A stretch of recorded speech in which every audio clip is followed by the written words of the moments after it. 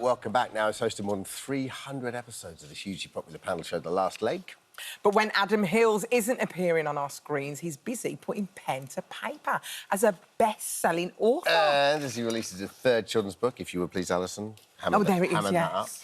Rockstar Detectives Trouble at the Track is joining us in the studio now. Hello, how are you? Hi. I've also got Buddy with me. Yeah, he likes a bit of love. He likes to be with all the guests and have a bit of love. I think he's very confused by my prosthetic leg. He doesn't entirely know what to do with it.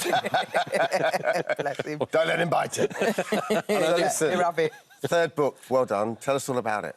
Well, the story of these books actually goes back to my daughter when she was 8 years old. Yeah. Who came to me quite concerned and said, Daddy, I don't know whether when I grow up I want to be a rock star or a detective. Brilliant. And you went, bing! I was like, well, I was trying to be encouraging. I went, we'll do both. Yeah. You could be a rock star by night and a detective by day. You could solve crimes during the day and then go and do shows at night. And then I was like, that's a good idea for a book. Such a good idea. So I wrote the first book, Rockstar Detectives, about Charlie and George, these two, 12-year-olds that inadvertently become rock stars, but have to solve crimes. And then my daughter read that one and she went, oh, I loved it. Can someone die in the next one? Oh, my gosh, it's dark, isn't it? All right, OK, so the next one was Your murder. publisher were like, well, I mean, they could, but it is a kid's book, so... But then I go, well, I've got a focus group at home. Yeah. And they want death. Yeah. That's what they want. So the second one was Murder at the Movies, and then we were tossing around ideas for this third one. And it was I had a couple of ideas, and one of the publishers, one of the editors went, oh, what about the Paralympics? Could it be something set at the Paralympics? So we came up with the story, and I took it home to my daughters and went, so these are the two that I came up with, and they were like, meh. And I went, and this is the and they went, yeah, Paralympics. So it's they're not your, secret editors. It's the best thing ever. That's so lovely. Here's the thing, though, Adam. Because obviously, when did you write the first one? The first one was, 4 years ago, 5 years ago, maybe. So obviously that's quite a seismic time in a kid's life. So are they still your editors, or are they still engaged, or are they a bit like, yeah, right, Dad, I'm on TikTok now? Oh, absolutely. The 8-year-old's completely grown out of them. The younger one has grown into them. But it's totally that. In this one, there's a lot of social media references, and I've been like, so... what is this? And they're like, no one's on Facebook anymore. No, it's all about the Insta. Yeah, it's all about TikTok. So they're great. They're actually really good editors. Oh, that's so lovely. The lovely story here, though, that is it George who really comes into his own in this book, is that Yes, right? yeah. So George is, I wanted a character who had a disability, and not just... his disability actually helps him solve the crimes because he looks at things from a different angle. Yeah. He's also faster if he's chasing someone because he's in the wheelchair. Brilliant. But when World Book Day came around, I was kind of saying to one of the editors, a kid's going to want to get into a wheelchair so that they can pretend to be this character. And my editor went, yeah, but what about the kids who are already in wheelchairs? Who can finally dress up like one of their characters? And it had never occurred to me. And then World Book Day came around and I was getting...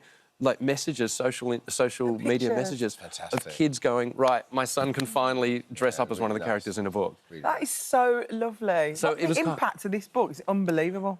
And it was kind of a slight little accident. I didn't even realise it. I actually said to my daughters, because I get paid for these, how about I give you the money? Because I wouldn't. And then they went, well, how about we give some to charity? Oh. So I've actually donated some of the proceeds to charities as well. That's so lovely. Did you have anyone that you looked up to when you were a kid? Was there anyone on television or in the sport, like in the Paralympic world? But I mean, the Paralympics, I don't know too much about the history of the Paralympics. When did they, was it televised back then? I don't suppose it was. Not honestly, the first person I saw with a prosthetic leg like mine doing great things was Johnny Peacock in 2012. Right. And I remember saying to him, you're the first person I've seen who's young, who's fit, who's got a prosthetic leg and is doing amazing things. I said, because everyone else I ever see is just old blokes at the clinic. And he went, yeah, that's how I feel when I look at you. Oh. That's not the way I thought this conversation was going to go. But seriously, do you think we've come a long way when it comes to disability diversity, or do you think we've got a long way to go? Oh, I think we're definitely getting there. Definitely. Yeah. I mean, if you look now, the amount of comedians with disabilities, when I started talking about my foot, it was maybe 2001. Yeah. And there was no one else out there, maybe Francesca Martinez, who has cerebral palsy.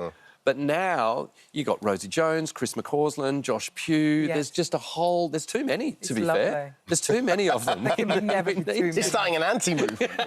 no one saw that coming. I can't believe the last leg was only supposed to be for 10 episodes. It was literally brought out for the Paralympics. Yeah. And it was just 10 episodes. And we got such a backlash as well when it was first announced that it was going to be a Paralympic show called The Last Leg.